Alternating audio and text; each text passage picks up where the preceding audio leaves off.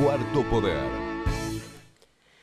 Hola, ¿cómo están? Buenas noches, bienvenidos a compartir Cuarto Poder, una nueva edición. ¿Cómo estás, Walter? Buenas noches. Buenas noches, Vero, buenas noches a la audiencia. Bien, hoy vamos a desandar la tercera edición de este ciclo con dos temas bien diferentes. Primero nos vamos a ocupar del tema de esta capacitación de emergencia que se desarrolló aquí la semana pasada, jueves y viernes, y que culminó el sábado con un simulacro. Van a estar con nosotros el secretario de Salud, el doctor Gómez, también el coordinador de Defensa Civil, Javier Porta.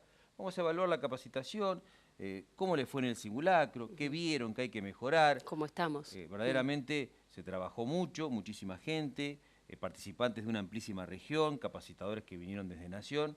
Bueno, vamos a hacer un balance de esa situación y vamos a hablar del tema de la emergencia en general para ver cómo estamos en la ciudad y en el distrito. Y en otra parte del programa vamos a charlar con la ex concejal Marcela Guido, porque bueno, con esto de que se declaró la emergencia tarifaria en el distrito de Saavedra, Marcela Guido ha hecho algunas propuestas a través de las redes sociales que no dejan de ser interesantes para aliviar un poco el bolsillo cuando viene la factura, principalmente de lo que tiene que ver con electricidad. Que son viables, que son posibles. Bueno, no va a estar contando de qué se trata ya fuera de lo que es la arena política, pero participando de diferentes temas que, bueno, son de interés para la comunidad. ¿Esa es la propuesta para esta noche? Esa es la propuesta. Después de la pausa dialogamos con el doctor Oscar Gómez, secretario de Salud, y el jefe de Defensa Civil, Javier Porta.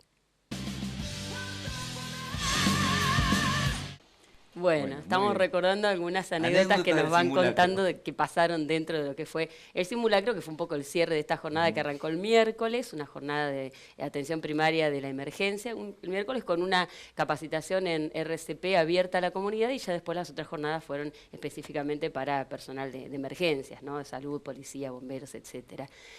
Doctor Oscar Gómez, gracias por venir. Gracias, Javier Porta, coordinador de Defensa Civil. Buenas noches. Buenas noches, gracias por la invitación. ¿Qué balance de lo que fue porque en realidad, bueno, el simulacro es lo que vimos nosotros así, que se pudo apreciar más y por ahí es lo más llamativo, ¿no? Por el despliegue, la cantidad de gente y demás.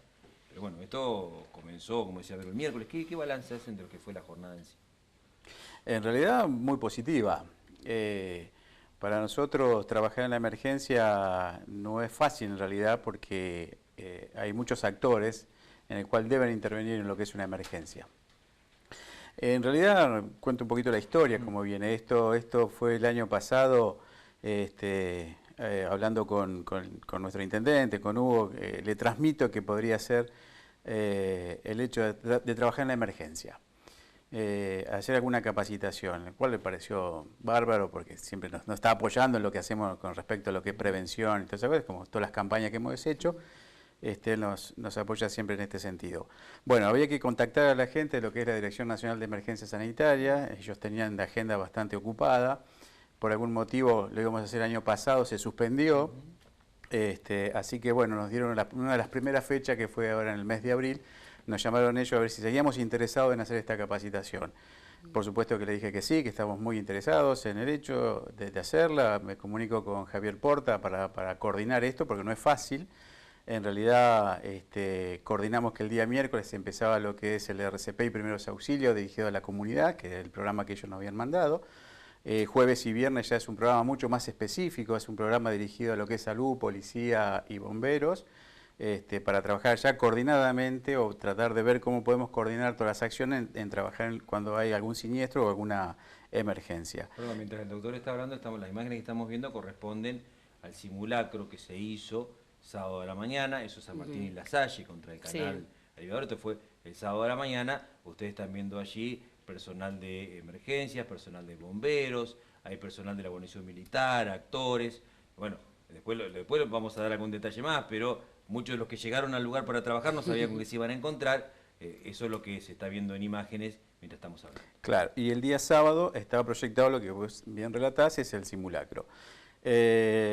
Una vez, primero nos sorprendió el día miércoles la cantidad de gente que había en el cuartel de bomberos, alrededor de 200 personas, muchas vinculadas al área de docencia, porque también se hablaba de primeros auxilios, que es importante. Claro. Y algo que nos pareció interesante fue que ya la gente empieza a identificar qué significa el RCP. Al principio, cuando empezamos con esta campaña, nadie decía, hablamos de RCP, ¿qué es eso? ¿Qué es eso? Ahora todo el mundo ya empieza a interiorizarse qué es RCP, y eso es lo importante. Por eso queremos seguir multiplicando esto, seguir enseñando, porque hacer adecuadamente un RCP puede salvar la vida de un familiar, de un hijo, de un padre, de alguien, un transeúnte que le pase algo y uno sabe qué hacer y en qué momento hacerlo. Y sobre todo también el tema de docencia fue primeros auxilios porque los chicos que se traumatizan, si sangra la nariz, ¿qué tienen que hacer? ¿Cómo lo tienen que hacer? Una fractura, si hay que movilizar una vez. Bueno, todo eso se habló en ese momento el día miércoles. Y el día jueves ya fue más específico. Hay temas muy interesantes desde la extricación, es decir, empaquetar al paciente, cómo se saca de un vehículo a ese paciente y trasladarlo hacia el hospital, o lo que se llama el triage o la escena, se evalúa la escena y se hace lo que es el triage. Triage significa categorizar al paciente quién debe salir primero. En realidad hay unas reglas que se siguen que se llama el ABC, y se asigna un color rojo, color amarillo y color verde. El color rojo es el que realmente necesita una atención más prioritaria, el amarillo que podría esperar un poquito y el verde es el que anda caminando, que deambula, y que esos también pueden transformarse a veces, porque uno puede tener un accidente, estar caminando, ser un verde y transformarse en un rojo por algún golpe que uno no sabe, ¿no? Entonces, evaluar todas esas escenas no es fácil, y después, bueno, la idea es que salga o tenga la mejor asistencia el que realmente la necesita en prioridad. Claro. Porque a veces puede pasar que uno lleva a un paciente que no es tan prioritario y dejamos en la escena alguna víctima que realmente puede estar sufriendo o llegar a la muerte, por ejemplo, ¿no? Entonces, bueno, se trabajó en eso. También hubo el hecho de la parte psicológica, que fue el tema de salud mental. Eso fue muy importante, lo habló un psicólogo, porque en toda escena que aparece víctimas múltiples como tuvimos, a veces lo que uno dice, lo que uno habla en ese momento, es lo que marca al familiar, al paciente en sí, y a veces hay que tener reserva en eso, escuchar más que hablar. No decir va a estar todo bien, porque eso uno no lo puede asegurar que va a estar bien. Y eso muchas veces lo hacemos, tanto médicos, enfermeras, por una cuestión humana. Uno a veces nos ponemos en el lugar y decir, quédate tranquilo que va a estar todo bien, y en realidad uno no sabe si va a estar todo bien. Entonces el psicólogo empezó a trabajar en eso, y sobre todo con respecto a los familiares, ¿sí? Porque sabemos que cuando pasa esto es un caos. Es un caos cuando... Claro, en el simulacro yo estuve presente y había actores y actrices del grupo de teatro del Refugio aquí de la ciudad que interpretaban a familiares. Verdaderamente hay incluso alguna foto que vos la ves y parece un accidente real, y lo interpretaban justamente con esta cuestión, ¿no? Que es lo lógico que pasa un accidente como el que se simuló, con víctimas múltiples en la ciudad. Es lógico que minutos después lleguen familiares, o el familiar que resultó ileso, que quiera saber, que se ponga nervioso. Bueno, esto en la vida real pasa, ¿no? Es así, es lo que pasa, lo que nos ha pasado y nos va a seguir pasando, evidentemente, cuando pasan estas cosas. Es un caos, lo que se llama, hasta que organizar ese caos, y lo que llama esa hora de oro, que es la hora en la cual uno tiene que tener la mayor cantidad de atención posible sobre el paciente, evaluar al paciente y determinar cada cosa en su momento, y ellos hablan de la hora, de los minutos de platino, inclusive, que esos primeros 10, 15 minutos. Esto nos sirvió a nosotros mucho en el sentido, primero, empezar a trabajar interrelacionadamente. Segundo, el tema de la comunicación. Nosotros vemos que a veces nos falla la comunicación porque tenemos la costumbre que suena sirena, suena bomberos en algunos casos, o policía, y policía llama al 107, y sale bombero, sale policía y sale salud. A veces llaman al 107 y se hace la inversa.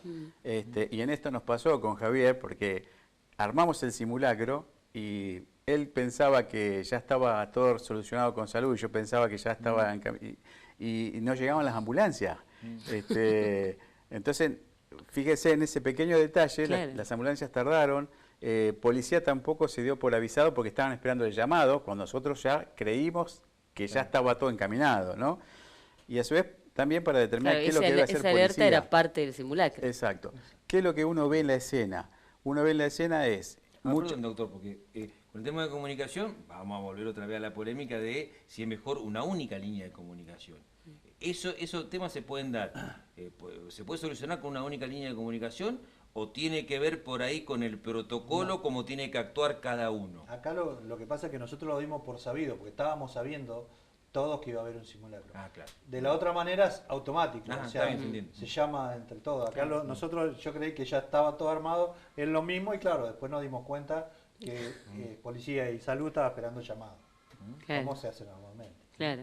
¿Y qué pudieron evaluar, digamos? ¿Estamos bien? ¿Hay cuestiones que siempre se hicieron de una manera y que se deberían mejorar? Sí, primero que a mí lo que me sorprendió, que ya cuando habíamos hablado con Oscar el año pasado, que él dice, vamos a traer a esta gente, que realmente el nivel de capacitación fue muy bueno, porque aparte de ser bueno fue sencillo, entendible para todos los que estaban muy adentro, o sea, gente muy abierta, muy preparada, y tanto escuchaba como te aconsejaba. Ellos tienen una manera distinta de trabajar a la que teníamos nosotros, o sea, nos permitió un debate importante para ver cuántas cosas hay para corregir y cuántas no. Porque yo creo que la evaluación final que se hizo se basó casi todo en la comunicación en sí, que nos faltó ese primer momento, y después, bueno, era tanta la cantidad que había que nosotros no hicimos una clasificación en el lugar, que era por ahí el objetivo de ellos. Nosotros era más estricar, empaquetar y llevar, que no hacer la evaluación que ellos nos pidieron. Pero el informe que ellos nos pasaron fue positivo, con cosas a mejorar, como es lógico, pero yo lo que me quedé sorprendido fue tanto del apoyo de la gente del día miércoles, como el compromiso de instituciones de todos lados, porque vinieron gente de Suárez, gente de Guaminí, gente de acá, no solo de policía, bomberos y salud, vino gente de Punta Alta, de la base naval, o sea, hubo un compromiso de todo, y lo cual nos sirvió, o sea, vos contás con más de 80 personas, ya tenés 80 disparadores para seguir trabajando con esto, o sea, por eso te digo. Recién usted decía, Javier, gente muy preparada y que por ahí capacita en todo el país, ¿no? Pero cada lugar tiene su idiosincrasia, ¿no? ¿Qué ventajas tiene la atención de la emergencia, por ejemplo, en un lugar chico, como es nuestra ciudad, con respecto a otras ciudades más grandes, y qué desventajas tenemos? En realidad, lo que uno, primero, la gente que vino, como te decía Javier, gente que da estas jornadas en toda la nación. Son gente, por ejemplo, el médico estuvo en Cromañón, estuvo en Haití, estuvo también con el tema de la AMIA, estuvo en el tren, es decir, con el CON-11, es decir, tienen otra experiencia en clasificar las víctimas. Nosotros, a pesar de que venimos insistiendo con nuestra famosa Ruta 33 y seguimos, cada tanto tenemos estos accidentes, seguíamos trabajando en la diferencia con ello, llegamos al lugar, el paciente era rescatado, se subía a la ambulancia y se trasladaba. Eso con una víctima uno lo puede hacer, o con dos víctimas lo puede hacer. Con el tema es cuando hay muchas víctimas. Claro. Y ellos hicieron mucho hincapié en evaluar los riesgos de cada lugar. Es decir, cada lugar tiene una geografía particular. Algunos tendrán un río, otros tendrán lagunas, otros tenemos sierras, y lo que enfocan es ver cuáles son los riesgos que nosotros tenemos, como ya nos pasó una vez que desbordó y se inundó un barrio local, estar preparados para eso, para la respuesta de defensa civil, para la respuesta de qué tiene que hacer cada uno.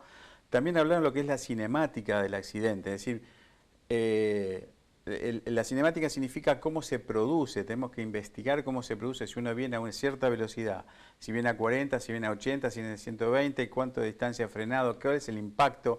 Ellos hablaban un poco de eso como para saber qué lesiones puede tener uno si recibe un golpe del lado izquierdo, del lado de la puerta del conductor. Claro.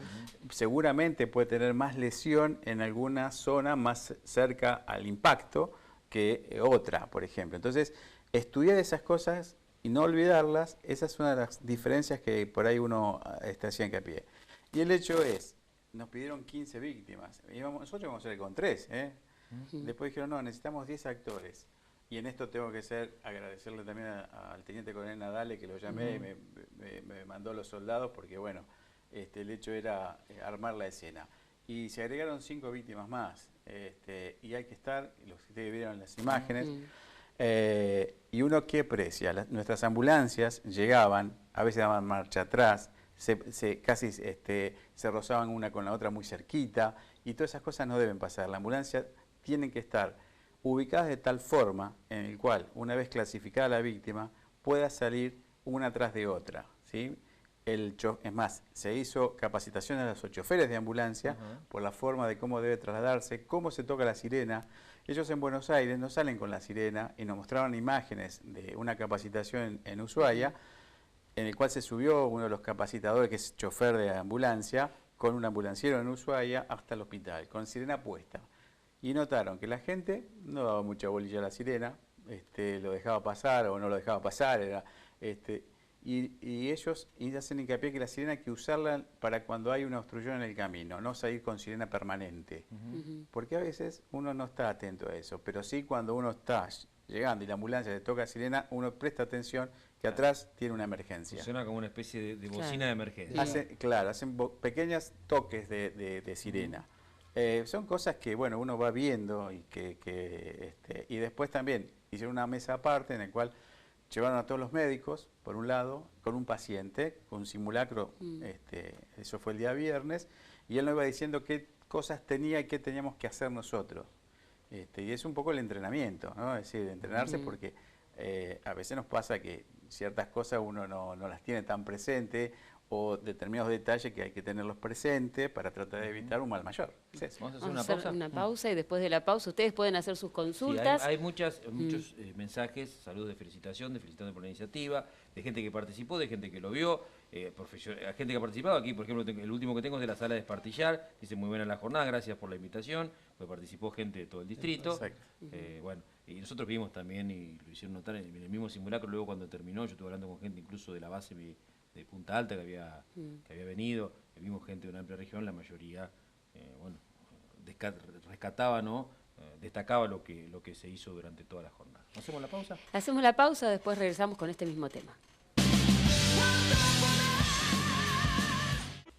Bien, seguimos dialogando con el secretario de Salud, el doctor Oscar Gómez, el coordinador de Defensa Civil, Javier Porta, sobre esta capacitación en emergencia que se realizó aquí en nuestra ciudad. Hay muchos mensajes, vamos a tratar de trasladar la mayoría. 15 46 28 10 es la vía de comunicación, ahí puedes hacer tus consultas. Digo, porque hay gente que nos consulta qué tenemos que hacer con el tema de... Dos cosas nos preguntaron, el tema de cuando suena la sirena en el tránsito con respecto a los bomberos y con el tema ambulancias. Y se me ocurre enfocar por decir, bueno, la gente que participa, como la gente que participó de la jornada, es alguien que llega a una emergencia con una función particular. El bombero sabe lo que tiene que hacer, el ambulanciero, el enfermero, el médico. El resto, los que estamos involucrados porque estamos ahí, porque somos vecinos, la población en general, ¿qué consejo podemos dar? ¿Qué hacemos o qué no hacemos? Básicamente, lo primero que uno le puede recalcar es no obstruir. Y después ponerse a colaborar en todo lo que sea. Si ve que hay un accidente, tratar de dejar lugares de entrada a lo que es ambulancia, o sabe si va a llegar bombero, si va a llegar una ambulancia, o si va a llegar policía, que no se encuentre todo el mundo abroquelado cortando una calle. Tratar de liberar y ser un disparador para que todo el mundo trate de encolumnarse detrás de ellos, porque cualquiera que va a acercarse a buscar el morbo o a mirar lo que está pasando, es contagioso hacia adelante. Y si dice, no, pará, vamos a ir todos para atrás para que entre la ambulancia, todo el mundo se va a acoplar a ellos. Sí, está el tránsito cortado y está, porque te digo, porque nosotros cuando vamos a trabajar los accidentes muchas veces lo vemos, y el efectivo policial está cortando y no se puede pasar y no se puede pasar. Y no, porque estoy apurado y bueno, no se puede. Sí, yo agregaría algo más. A veces cuando suena la sirena hay una costumbre del 107 llamar para ver qué pasó. Y en realidad eso hay que evitarlo. Es decir, la gente llama para ver qué pasó, suena la sirena de bomberos, llama al 107 para ver si, para que le cuente qué pasó, si hubo un accidente o no hubo accidente. En realidad obstruye la comunicación, en realidad la línea. Nos ha pasado que usan el 107 para saber qué médico de guardia está. En ese momento puede entrar una llamada de emergencia. El 107 tiene una llamada de emergencia. En realidad eso es fundamental. Segundo, lo que uno trabaja cuando hay un accidente, las escenas a veces no son seguras. Nosotros tenemos una alta circulación de camiones con metanol y con ciertas sustancias químicas, y a veces por la curiosidad de ir a ver puede convertirse en una víctima más, porque puede haber una pérdida de alguna sustancia química y a veces van detrás de las autobombas o detrás de la gente y eso puede provocar más víctimas. Entonces, le pedimos a la gente, primero que respete eso, segundo que respete los números y que identifique cuáles son los números de emergencia, el 107, el 100, el 101. Se puede llamar indistintamente porque, bueno, ahora se están creando una campaña gráfica para distribuir, pues esto nunca está de más, ¿no? Seguro. El tema de los números y demás. Es indistinto porque en la desesperación uno llama lo primero que se le ocurre. ¿Es indistinto que uno llame 100, 101, 107? Sí, sí, porque nosotros estamos conectados y tenemos una comunicación real y ya sabemos cada uno qué es lo que va a preguntar y a quién va a referir esa llamada. O sea, si uno se equivoca y tiene que llamar a bombero y llama al hospital, el hospital automáticamente llama a bombero. O sea, o a policía, eso está realmente charlado, ya lo hemos hablado muchas veces, por eso también nos lo comimos lo del otro día. Como nosotros ya más o menos nos manejamos con eso preestablecido, bueno, nos quedó eso. Lo que queremos hacer es empezar a trabajar también con la gente que recibe los llamados. Es sumamente importante qué llamado se recibe, no cortar inmediatamente, estar con la operadora, porque la operadora puede guiar qué es lo que debe hacer.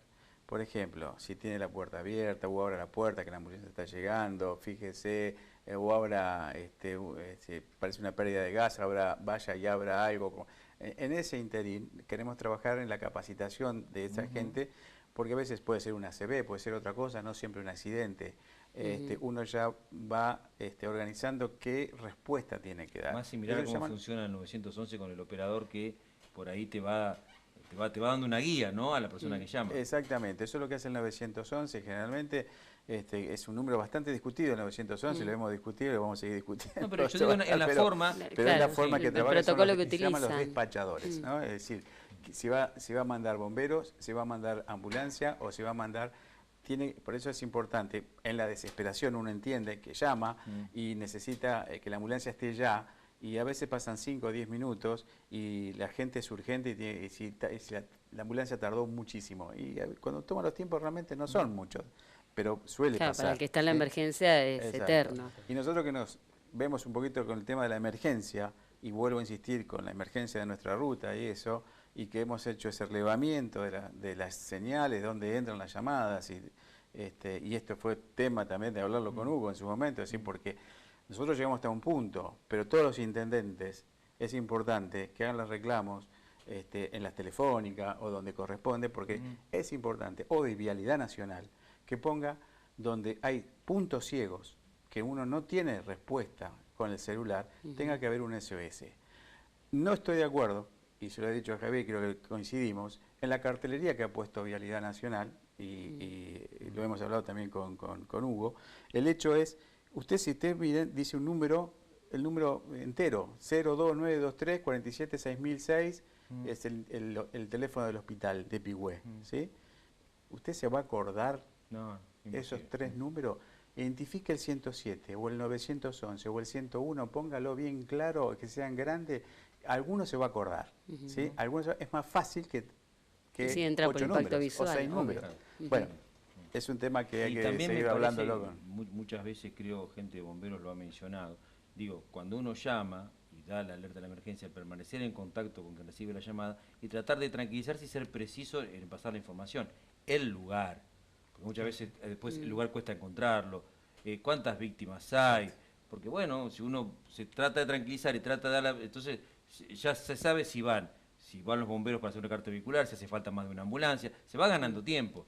Porque bueno, y para eso la información tiene que ser precisa. Aquí muchas veces pasa que o el kilómetro de la ruta lo dan mal, o si es un camino vecinal, o no prestamos mucha atención en la dirección. El ser preciso ayuda mucho al personal de emergencia, ¿no? Sí, es así. Hemos recorrido con policía, con él y yo, desde Guaminí hasta pasando Torkins y haciendo llamadas con diferentes líneas celulares, y después veíamos que los mojones, donde están los kilómetros, no están. Entonces usted no sabe por dónde circula. Sí, a veces un accidente en la ruta, la gente en desesperación dice acá en la ruta ¿Dónde y estoy? ¿dónde? No sabe dónde estoy. Es decir, eso hay que identificarlos.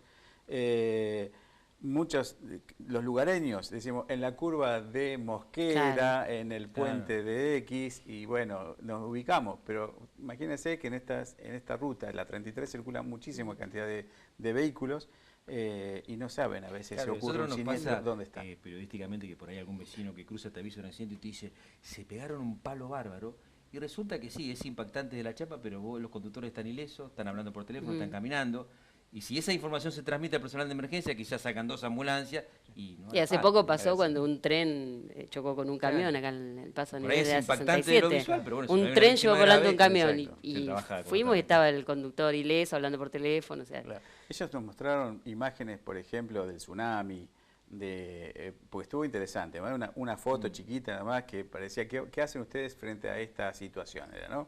Y parecía una casa derrumbada sola, y cuando era ampliación de la foto era el tsunami. ¿Sí? ¿Cómo responden a esto? No hay Claro. método de responder. Entonces hablaban en trabajar, en reconocer cuáles son los riesgos que tiene cada localidad. Si nosotros tenemos alto tránsito, si tenemos inundaciones, si tenemos un río cerca, es decir, trabajar en eso. Y hablaban también de los ríos cerca donde están las ciudades o los ribereños, que a veces se inundan. Comentaban de un hospital en el cual habían hecho doble techo porque sabían que sufrían de tornados, entonces si un hospital se le volaba el techo quedaba toda la intemperie, entonces habían hecho un doble techo, se volaba uno y quedaba Eso era trabajar en la prevención o ser lo que es ver el lugar donde uno vive. otro detalle por ahí me parece interesante porque con la capacitación que se dio el miércoles, bueno, cada vez hay más gente, ¿no? Que sabemos hacer el RCP. Gracias a Dios, por suerte, se va tomando mucha conciencia, ¿no? Y yo me acuerdo cuando en la última capacitación que hice con bomberos, cuando hicimos la práctica, bueno, estaban ahí los muñecos, bueno, vamos a hacer el RCP, todos fuimos, hicimos bárbaro y nos dicen los bomberos, ¿qué faltó? ¿Y qué faltó? Que claro, ante la víctima, claro, todos fuimos a auxiliar a la víctima, pero nadie llamó a emergencias. O sea, el primer paso es llamar a emergencias y después si vos podés asistir, asistís. Sí, y un sí. detalle que vos decís, Sí, se nos pasó son y es detalles fundamental. pequeños, pero acá lo que a nosotros nos interesa es que la gente aprenda a hacer RCP, que sepa posicionar dónde tiene que ir las manos, qué frecuencia tiene que hacer la reanimación, y después si tiene alguno que le está ayudando que pueda avisarle a emergencia.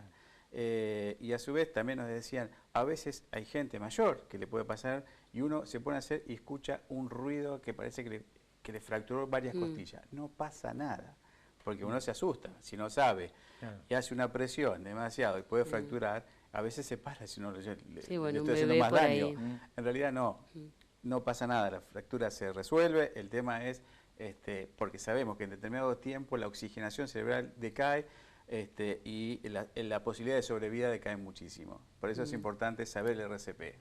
Bueno, le agradecemos muchísimo la visita a ambos. Recordamos entonces 100, 101 o 107, son los números de emergencia, son gratuitos, no hace falta tener crédito en el celular, se pueden comunicar de cualquier lugar, y bueno, y ser calmos, precisos en dar la información. Tardar el tiempo que tenga que tardar, salir de la escena si es necesario, si está nervioso, y dejar el teléfono abierto, que del otro lado le van a hacer las preguntas que se vayan necesitando para ir solucionando eso de la mejor manera.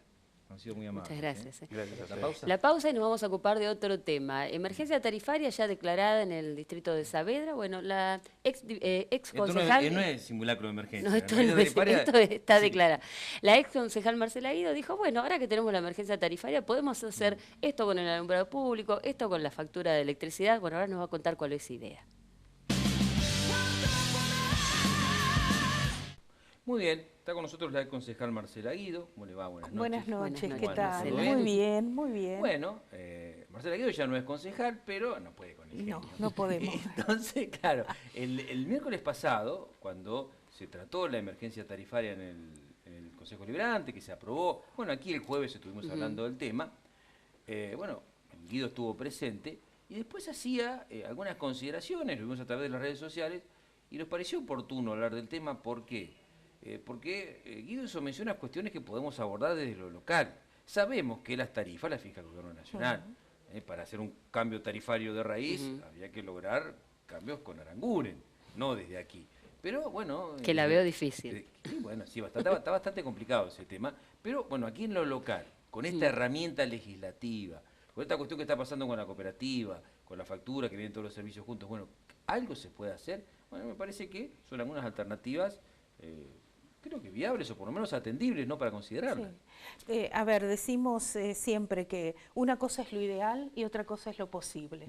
Lo ideal, como decíamos recién, sería retrotraer las tarifas, impedir los tarifazos. Creo que va a ser muy difícil, creo que el gobierno nacional tiene muy claro que no va a dar marcha atrás en esto. Y nos queda lo posible, y lo posible en nuestro distrito tiene que ver con los distintos actores que estamos jugando en los distintos roles. Uno es la cooperativa, por ejemplo, donde yo planteaba esta posibilidad de poder sacar de la boleta de la luz lo que son servicios sociales y cable, facturarlo en 2 boletas distintas. Esto fue en algún momento, hace ya 2 o 3 años, lo planteamos en la cooperativa eléctrica. Se nos plantea, por supuesto, que disminuye costos y demás, pero digo, hoy estamos en una situación muy compleja donde las últimas noticias son que ha aumentado el número de cortes de los servicios. Entonces, bueno, creo que poder sacar y hacer 2 boletas diferenciadas podría ser una mini solución, no digo toda la solución. Bueno, igual de todas maneras, muchas empresas están utilizando la factura electrónica.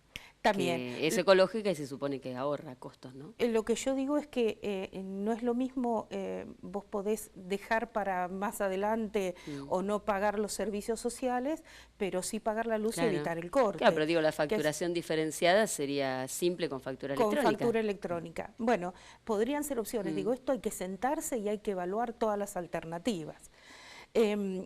Otra alternativa que pensábamos es quitar también el alumbrado público de la boleta de la cooperativa eléctrica. El alumbrado público podría pasar a cobrarse en la factura de la tasa municipal. Con estas 2 medidas nada más habría una reducción de casi el 50% de la factura. Si ustedes miran y los vecinos miran en la casa. Dice porque el alumbrado público hoy se calcula un porcentaje del consumo.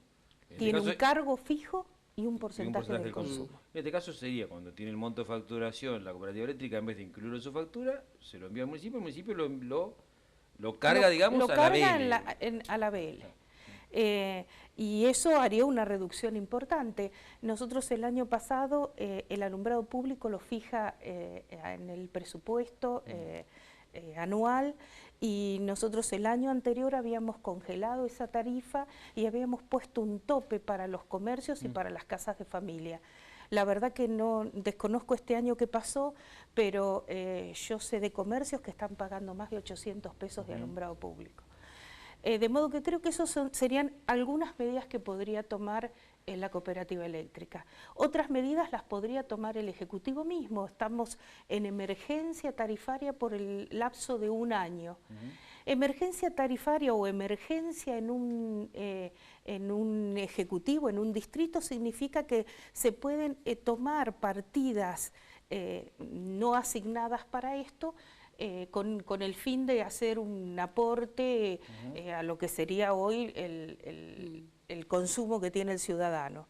Por lo tanto, se podría pagar un porcentaje desde el municipio del alumbrado público, se podría retrotraer esos 400 vecinos que tenían tarifa TIS y que ya no la tienen, se podría hacer una revisión y ver qué podría hacer el municipio desde ahí.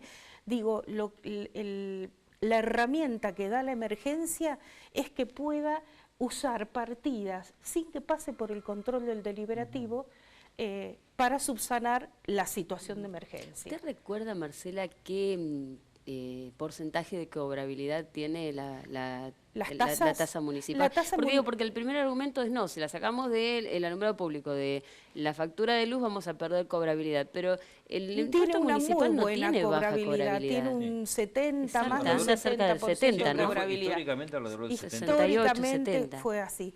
De modo que entiendo que podría haber una disminución, digo, tampoco podemos negar esto, pero no creo que vaya a ser tanto. Incluso todo lo que es el cobro de tasas municipales no representa más del 30% de todo el presupuesto del distrito, un presupuesto que hoy tiene más de 1,5 millones de pesos por día. Y usted lo planteaba por 1 año, por lo menos inicialmente. Así fue declarada la emergencia. Claro. La emergencia fue declarada por 1 año. Mientras dure la emergencia. Claro, porque- Entonces, mientras dure la emergencia, hay algunas medidas paliativas que podemos ir dando entre el Ejecutivo, entre la cooperativa, que puedan aliviar al vecino y que no tengan que llegar a la situación de corte. Porque, bueno, aquí se declaró la emergencia, permite esto, permitiría, por ejemplo, decir, bueno, en una emergencia, no sé, yo decía el otro día en la radio un ejemplo, los 12 millones que están previstos para la pileta climatizada, Sí. parte de eso se podría destinar a ayudar a los vecinos que tengan una situación dificultosa, porque, bueno, la emergencia lo permite. Hoy el intendente puede disponer una partida que estaba para otra cosa, destinarla a atender la emergencia energética. Bueno, ese es un ejemplo, puede ser otro. Pero me da la sensación de que aquí, entre la declaración de emergencia del Consejo Liberante, esto que ha anunciado Vidal de la quita de algunos impuestos que antes había apelado ya la justicia para mantenerlos, sí. esta cuestión de pagar una parte del gas en cuotas, ¿no hay como demasiada declamación simbólica y poco acompañamiento real al bolsillo del... Bueno, me da la sensación. un poco esta propuesta que hacemos tiene que ver con eso, ¿no? Declarar una emergencia tarifaria por un año sin tomar ninguna medida, la verdad que es una expresión de deseo. Y ese día en el Consejo Deliberante había muchos vecinos muy preocupados, lógicamente, y muy entusiasmados con que se declarara la emergencia, con que esta resolución fuera aprobada por mayoría. Y la verdad que si no pasa de ahí, no es nada. O sea, si no pasa de ahí, al vecino hay que decirle que la emergencia no le va a solucionar ningún problema. ¿Esto se puede plantear desde la banca de la gente en el Consejo Deliberante? Yo entiendo que la emergencia fue pedida y solicitada por el bloque oficialista, de modo que entiendo que esto tiene que tener algún correlato en el Ejecutivo. Acá dice, usted está diciendo que no se pague lisa y llanamente. Dice, ¿cómo? ¿Está pidiendo que no paguen los servicios? ¿Cuándo No. dije yo que no paguen los servicios? No. A ver, vamos a empezar otra vez. En la boleta de la luz vienen distintos servicios. Unos son servicios sociales, otro es el consumo de la energía eléctrica y otro es el alumbrado público. El alumbrado público hace unos años que se pone en la boleta de la cooperativa, pero antes estuvo históricamente en el ABL.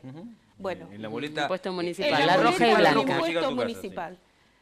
Lo que estoy diciendo es que dejando una boleta únicamente con el consumo de la energía eléctrica, podría ser que muchos vecinos a los que hoy les han cortado el servicio no llegaran a ese punto. Pero de ninguna manera dije de que no paguen los Sí, servicios. sí, o tal vez uno darle prioridad al pago de la energía eléctrica y por ahí pagar con recargo el servicio de Uno cable o toma servicios prioridades, sociales para por pagarlo supuesto. más tarde. Aquí Por mucha gente supuesto. que dice, bueno, pero si no se quieren pagar el resto de los servicios, se pueden borrar de los otros servicios, en el caso de la cooperativa. Es cierto, pero al estar todos juntos, te obliga al pago en la misma fecha, en el mismo Claro. término, que vos en una cuestión de urgencia, a ver, si te llegaran separados, si vos en tu casa tenés el cable por un lado, el servicio social por el otro, el alumbrado por el otro, la energía eléctrica por el otro, quizás vos en tu economía pagués lo más urgente primero, dentro de una semana o 10 días pagás el otro. Si te cortan el cable no es lo mismo que te cortan Claro, toda la última, energía después pagarás la eléctrica. reconexión. Claro, pasa en las ciudades donde los servicios los brindan distintos prestadores, Sí. que vos elegís qué pagás antes. Sí. Nos Si pagás el preguntan- cable, Son si cuestiones pagás de prioridades, por Nos supuesto. preguntan si es legal eso, yo el otro día lo decía, Sí. las averiguaciones que hemos realizado es que uno cuando contrata un servicio en la cooperativa firma la conformidad para que se facture todo junto. De todas maneras, lo que se me ha indicado, si estoy en un error, haremos la salvedad luego, lo que se me ha indicado es que además de haber prestado esa conformidad, de todas maneras uno tiene la facultad como consumidor de ir y pedir pagar un servicio solo. Tiene que ir y pedirlo y decir, yo voy a pagar simplemente la energía y no el resto. Pero bueno, se factura todo solo porque uno firma la conformidad, quizás sea por ahí la letra chica que... Bueno, de todas maneras, Sí. acá no hay todos una nos hemos puesto oficina a de leer, ¿no? Defensoría De del Pueblo donde la Defensoría gente puede del informarse, consumidor. preguntar, ¿no? Que- Sí, es legal y bueno, y también dependería de esto, ¿no? De que la cooperativa tome la decisión. La cooperativa es de todos, es de los ciudadanos. De modo que me parece que sería por lo menos una alternativa a plantear, ¿no? Bien, le agradecemos muchísimo, lo queríamos por lo Por menos favor. plantear. Le vamos a preguntar, ¿a qué ¿Qué se está dedicando haciendo? después de la- Estamos haciendo un poco de todo. ¿Qué está haciendo Marcela Guido en este instante? La No, verdad, no, muy no. bien. Estamos, bueno, estoy dedicada a la medicina otra vez, a mi rubro que es la anatomía patológica. Estoy dedicada a la docencia Y bueno, y está estudiando. y soy estudiante universitaria, así que bueno, un poco de todo. Y bueno, y nunca desentendiéndonos de lo que pasa, ¿no?, en nuestro distrito, bueno, más allá en la provincia, en la nacional, pero bueno, siempre que podamos aportar algo y ser de ayuda para los vecinos, bueno, aquí vamos a estar. Bueno, nos dicen acá que lo de la pileta de capacidad, que yo dije fondo educativo, no se puede usar para otras cuestiones. Pues sí, es un fondo afectado, pero yo no sé si el marco de la emergencia no permite usar ese fondo y luego devolverlo. El fondo educativo en sí no, tiene una serie de consideraciones. La verdad que yo no lo digo, bueno, si no corresponde el ejemplo, será otro, ¿no? Sí, pero bueno, si no corresponde ese ejemplo, hay otros, porque el municipio tiene fondos afectados para otro fin que se podrían destinar en el caso de emergencia a suplir en parte. Digo, todos van a ser medidas parciales, pero varias medidas parciales pueden llevar a que la situación no sea tan grave hoy para la gente. Muy bien. Muchas gracias, Muchas Marcela. No, por favor, a ustedes. Pausa. La pausa y nos despedimos. Bueno, Bien. nos estamos yendo. Y lo que vamos a hacer en lo de Patricio Cuño ahora no es un simulacro, es totalmente Real. No es una cena de utilería. No, nos vamos para Casela 650, allí está zona 3. Recuerden que los días, fines de semana al mediodía, pueden alquilar el salón o días de semana. Y si me Salón ven de que- eventos al mediodía. Si me extralimito con los chinchulines, como siempre, ahí sí llamen a 107. 107, Claro, si es 100. que me extralimito, por favor, llamen a la emergencia, sean precisos, ahí estamos en Casela, en lo de Patricio Cuño. Claro, nos despedimos, le mandamos saludos a Patricia, por supuesto, que nos está esperando. Nos despedimos, sí, el jueves que viene a las 21 los volvemos a esperar aquí. Hasta el jueves. Chao. Presentaron Cuarto Poder.